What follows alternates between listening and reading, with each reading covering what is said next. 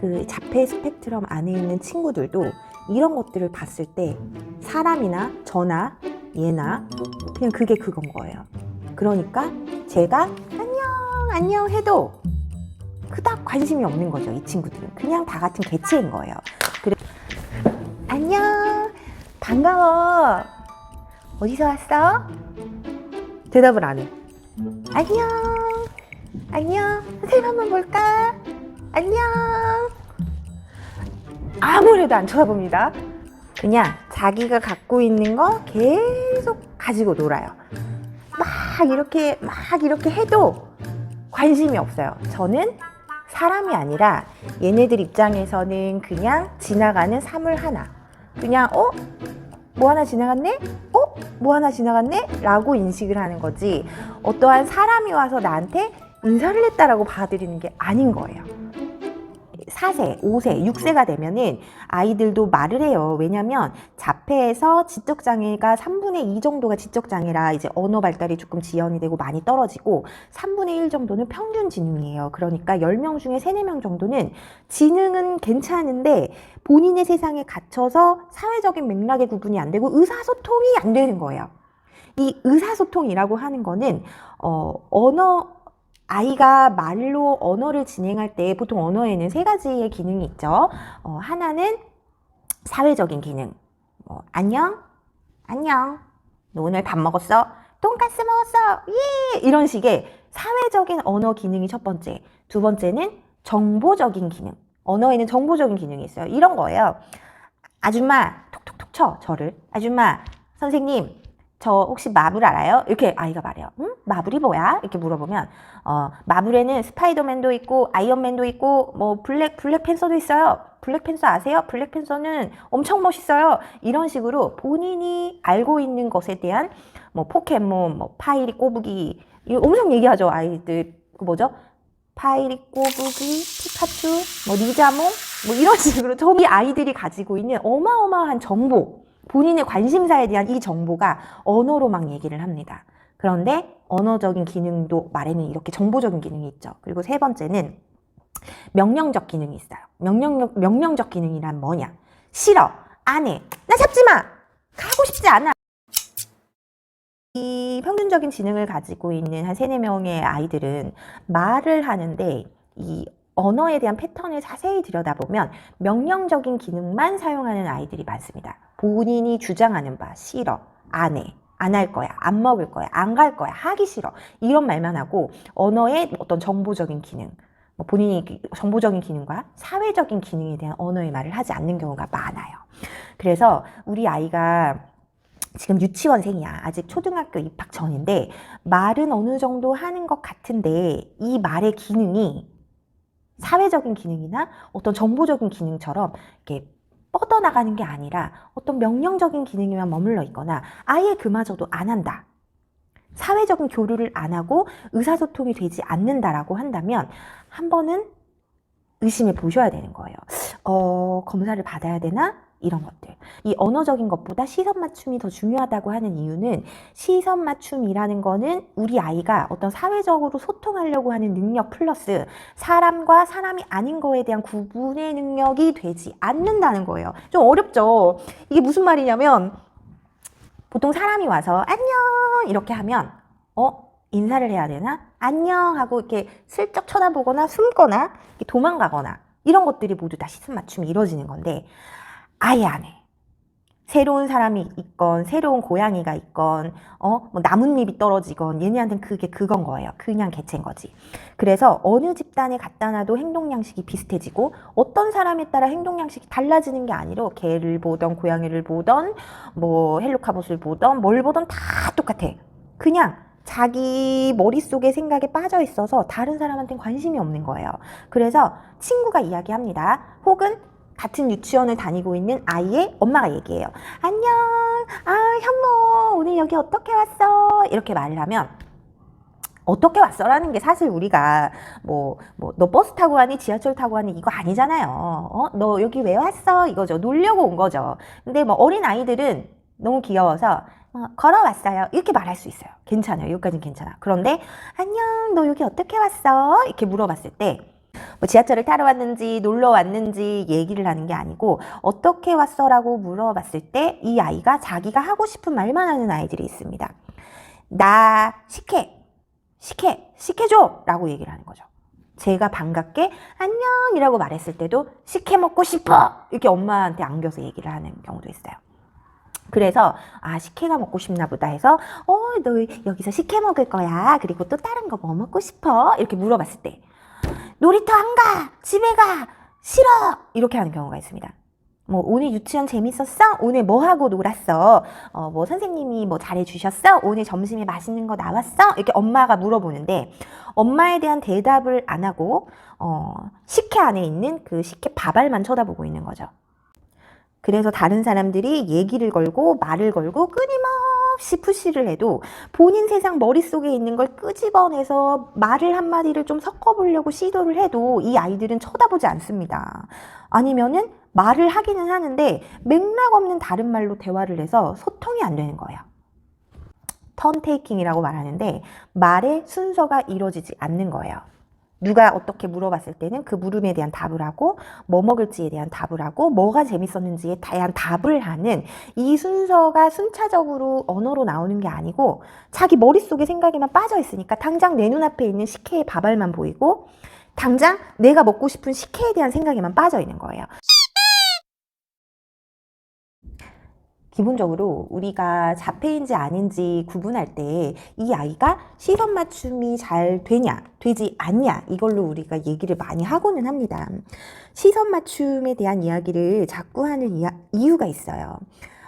우리가 보통 어른이나 사람이 집에 오면 그 사람을 이렇게 힐끗 쳐다보죠. 힐끗 쳐다보고 왔네, 안녕.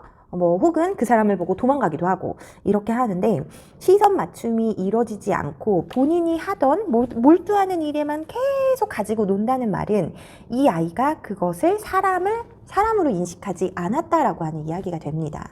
이렇게 우리 애가 일단 남한테 관심이 없어. 막 말을 걸어도 흥 하고 자기 할 일만 해. 자기 혼자 놀아. 뇌의 어떤 영역에 결함이 생긴 거죠. 그런데 자폐에 대한 검사는 조금 애매모호한 경험이 있죠. 왜냐하면 굉장히 구분이 애매모호한 게 스펙트럼이기 때문이에요.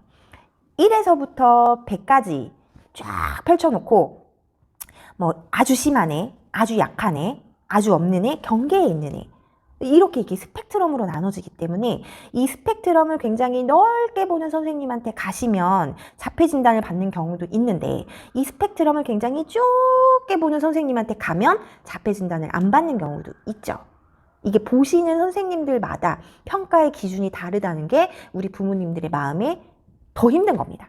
왜냐면 그래도 그럼에도 불구하고 일단 만약에 우리 아이가 이 자폐를 굉장히 좁게 보는 선생님한테 가서 자폐 진단을 받지 않았을지라도 이 아이의 언어적인 소통에 문제가 있고 사회적인 의사소통의 발달이 안 되고 다른 사람한테 관심이 없고 다른 친구들의 놀이에 참여하지 않아. 그러면 어떤 사회적인 의사소통 장애, 그러니까 자폐보다 조금 밑으로 포함이 되긴 하지만 전반적인 발달 장애에 속하게 되는 거죠. 검사를 일단은 받아보셔야 돼요. 말은 하지만 대화가 안 되고 말은 하고 대화가 되더라도 상대방의 마음 읽기가 잘 안 돼. 그래서 내가 아들을 가진 엄마면 며느리한테 미안해야 될 일이 많아지고 내가 딸을 가진 부모라면 이게 가족엔 분란이 생길까 봐 언제나 불안하시게 되는 거죠. 너무 많이 나갔나요? 일단 현재로 집중해보죠.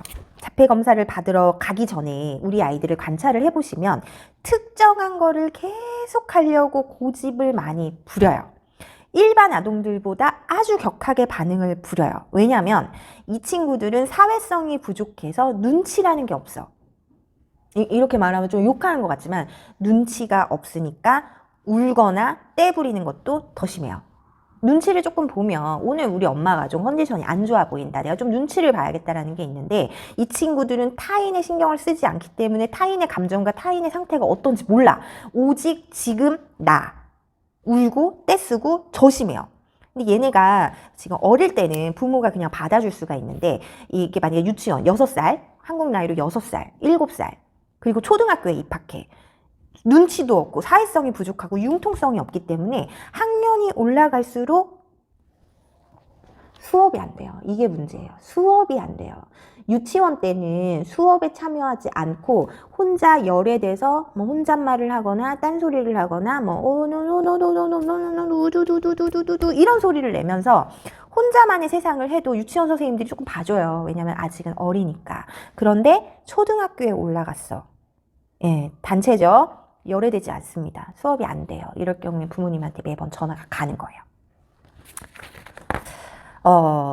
초등학교에 가면 이동학습이라는 걸 하죠. 여기 교실에서 어떤 저기 과학실로 뭐 여기 영어 교실로 체육 수업을 해야 되는데 이동학습을 하기 싫다고 계단에 주저앉아 우는 아이들이 생깁니다. 이동학습 하기 싫다고. 일단 교실까지 보내는 것도 부모님이 힘들었는데 보내고 나면 선생님들은 얘네 한 명 한 명을 집중할 수가 없는 거예요. 이 친구들은 촉각, 시각, 청각 일반 아동들보다 달라서 조금 과민하죠. 얼음을 만지면 우리는 아 시원해 얼음을 입에 넣으면은 차갑네 하고 느끼지만 얘네는 그 얼음을 만지거나 얼음을 먹는 게 과한 자극으로 찌를 수가 있어요. 머리카락을 자를 때도 일반 애들은 그냥 무서워할 수는 있어요. 눈을 꼭 감고 하면서 깎을 수는 있어. 눈곱 감고 무서우니까 그래도 깎을 수는 있는데 이 친구들은 자르는 것처럼 비명을 지르고 막 머리카락 자르다가 공포에 압도당할 수 있어요. 이런 게 촉각적인 과민성이 있을 수가 있다는 거죠. 이런 친구들은 감각 통합 치료하면서 두들기고 듣고 만지고 느끼면서 그 제각각 흩어져 있는 감각이 하나로 합쳐지면 특이하게 고통이 유발되는 거거든요. 정서가. 그러니까 하나로 합쳐질 때 결합하면서 하나로 천천히 합쳐지는 과정을 연습하는 거예요. 그래서 감각 통합 치료를 하게 됩니다. 그러니까 100명 중에 한두 명 정도니까 우리 아이들 유치원에 한두 명씩 있다라고 보시면 되고 초등학교에는 한 학년당 한두 명씩 요즘에는 있다고 생각을 하시면 되는 거예요. 그래서 앞서 말했듯이 그렇게 자폐를 가지고 있는 그 한 학교, 한 유치원의 한두 명 중에서는 지적장애가 있는 친구들이 뭐 10명 중에 6명, 뭐 지적 능력이 떨어지지는 않고 일반 학군에 들어가면서 조금 사회성이 떨어지는 것처럼 보여지는 아이들이 3, 4명 이렇게 됩니다. 그러니까 말은 하는데 대화가 안 되고 대화는 하는데 서로 소통은 하는데 뉘앙스가 뭔지를 몰라. 그래서 눈치가 없어. 이런 아이들이 생기게 되는 거죠. 학년이 올라갈수록 행동 통제가 되지 않아요. 그래서 행동 통제가 되지 않기 때문에 커갈수록 다른 사람들이 제재하는 일이 많아지죠. 그래서 상호작용을 강요하지 않는 게 좋아요. 이 친구들한테는. 너 가서 놀이터에서 친구랑 어울리자. 요거 자체가 힘들기 때문에 이 친구들한테는 상호작용을 일부러 적극적으로 강요하지는 말라라고 얘기를 합니다. 왜냐면 좌절을 하거나 외롭거나 슬픔을 느낀다는 거는 우리가 사회적으로 소통을 하고 있을 때 많이 느껴지는 감정이에요. 근데 이렇게 자폐 스펙트럼에 있어서 다른 사람한테 관심이 없고 친구들이랑 노는 게 관심이 없는 아이들은 부모님들이 어떤 뭐 문화센터에 가서 어떤 체험을 시켜주고 싶고 놀이터에 가서 같은 유치원이나 같은 초등학교에 다니는 친구들이랑 놀게 해주고 싶겠지만 좌절, 외로움, 슬픔 느끼지 않는다는 거죠. 얘는 진짜 관심이 안 가서 안 노는 거니까요. 그러니까 엄마한테 가서 푹 안기기는 해요. 싫어, 무서워, 엄마, 난 엄마가 좋아라고는 하는데 엄마, 아빠 외에는 다 낯선 사람인 거예요. 얘네 입장에서는. 그래서 이 아이들한테는 지속적으로 본인에게 관심을 줄 한 명의 대상이 필요한 거지 여러 명의 같이 놀 친구들이 아니라는 거예요. 근데 이게 눈치가 없다라고 해도 이렇게 얘기를 합니다. 조금 치료를 받아야 될 것, 검사를 한번 받아야 될 것 같은데 검사를 받으시는 게 어떻겠어요? 라고 부모님한테 말하면 부모님들이 이렇게 말을 하죠. 우리 애 집에서 저랑은 얘기를 많이 해요. 우리 애 제 눈치는 봐요. 우리 애 저한테 와서 안기고요. 저랑 눈 마주침 해요. 라고 얘기를 하세요. 맞아요. 이렇게 자폐 스펙트럼 안에 있는 아이들도 눈치를 보는 사람이 있어요. 누구냐?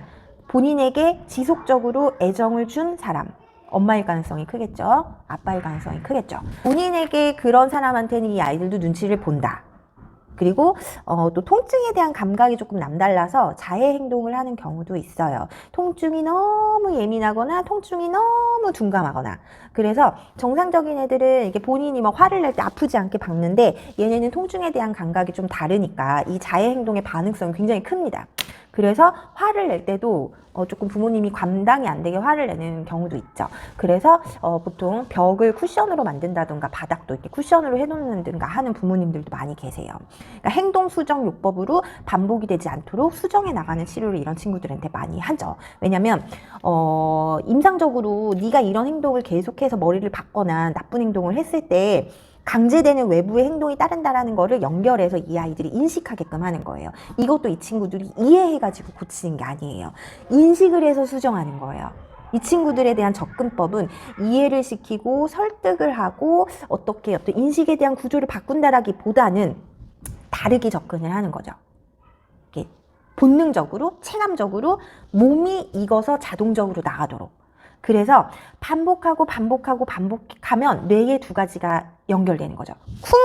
아, 싫어. 아팠어. 그러니까 내가 쿵 박아서 아픈 게 아니고 쿵 박았을 때 우리 엄마나 선생님이 나한테 어떤 제재를 가하는데 그게 싫은 거죠. 그러면서 고치는 게 행동수정요법이거든요. 그러니까 이런 친구들은 검사를 받아서 이런 어떤 이 친구들에게 걸맞는 이 수정 방향으로 가줘야 되는 거죠. 사실은 치료 방법은 없어요. 치료 방법은 없어요. 그러니까 그런 행동수정요법이나 이 아이들의 감각통합치료나 언어치료나 놀이치료나 ABA 말도 안 나오네. ABA 치료 같은 그 앞서 말했던 이런 여러 가지 치료들을 이 친구들에게 하는 이유는 얘네들을 치료해서 개선을 시키겠다라는 의지를 갖고 하는 게 아니고 최소한의 인간관계를 유지할 수 있는 능력을 가르치는 거죠. 최소한의 관계를 유지할 수 있는 능력을 가르쳐서 사회적으로 의사소통을 할 수 있는 방법을 하나 둘씩 알려주는 게 중요한 거예요.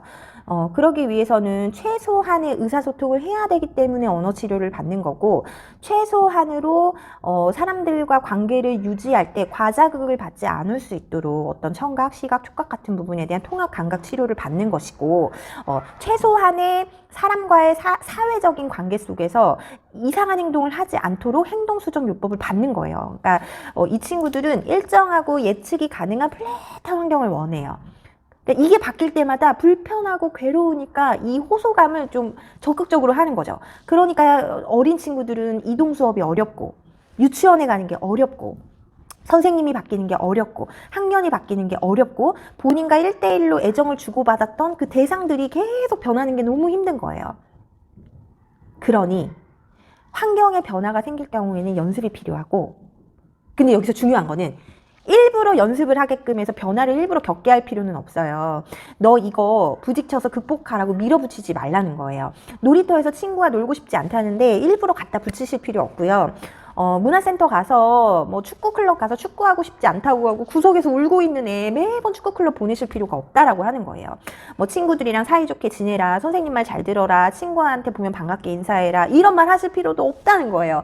이 친구들한테는 사이좋게 지내라는 말 자체가 너무너무 애매모호해요. 사이좋게 지내라 이게 뭐지? 그러니까 사이좋게 지내라고 알려주는 게 아니에요. 이 친구들은 갈등의 여지를 없애는 게 중요한 거예요.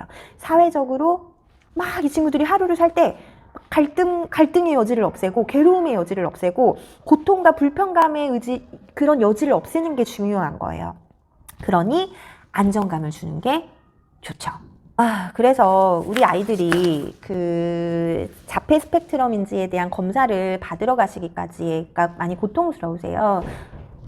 그러니까 집에서는 우리 애가 5세, 6세, 7세 초등 입학을 앞두고 있는데 집에서는 말을 잘하는 것까지는 아니어도 본인이 원하는 바에 대한 주장은 하되 어떤 유치원에서 혼자 동떨어져 있거나 친구와 어떤 사회적인 어른들과 정보적인 그런 어떤 의사소통의 기능을 하지 않는다던가 우리 아이가 그 놀이터에 갖다 놓았을 때 혼자서 이제 놀면서 이상한 소리를 내거나 반복적인 행동을 한다던가 할 때 검사를 받으셔야 하죠. 가장 중요한 거는 우리 아이가 유치원에서 초등학교에서 사회적으로 소통하는 기능이 충분히 발달되고 있는가, 얘가 친구와 놀려고 하는 의지가 있는가, 외부적으로 다른 어른들과의 눈 마주침이 되는가 이 부분을 조금 봐주셔야 되는 거예요. 영유아기 때는 이제 말을 하지 않으면 데려가시는데 어느 정도의 이제 말을 하고 본인 의사 표현을 한다고 생각하면 부모님들이 우리 아이가 자폐는 아닐 거야 라고 생각하시지만 지금 이 시기를 놓치고 바로 초등으로 입학을 하게 돼버리면은 엄청 힘들어지는 거예요. 초등학교에 입학하면은 그 규칙과 규율의 틀에 맞춰서 이제 본인에 대한 욕구를 내려놓고 어떤 그 집단 안으로 들어가는 연습을 해야 되는데 이거 자체가 안 되니까 그때부터 완전 지옥의 문이 열리는 겁니다. 이제 그때 가서 이제 부랴부랴 검사받고 상담받고 하시게 되는 거죠. 그렇지만 이게 조금 아직 어릴 때 그 사회적으로 나갔을 때 준비를 아이가 대처를 하고 간다면 어느 정도는 소극적이고 타인에 대한 관심도는 떨어지지만 충분한 연습과 자극을 통해서 갈등을 줄이는 연습을 통해서 아이가 훈련된 상태로 준비해서 갈 수 있다는 거죠. 그러니까 우리 부모님들 조금 가까운 병원, 동네에 있는 정신과에서 이런 검사를 해주는 병원이 있어요. 검색해 보시면 요즘에 워낙 정보가 많기 때문에. 그래서 우리 아이가 어느 정도의 말은 해도 이런 사교적인 언어의 능력이 떨어진다라고 느껴지시고 어떤 타인에 대한 관심도가 떨어진다. 어른과 친구들에 대한 눈 마주침이 되지 않는다라고 생각하시면은 한 번쯤 방문을 해보시는 것도 나쁘지 않습니다. 네, 힘내세요. 화이팅!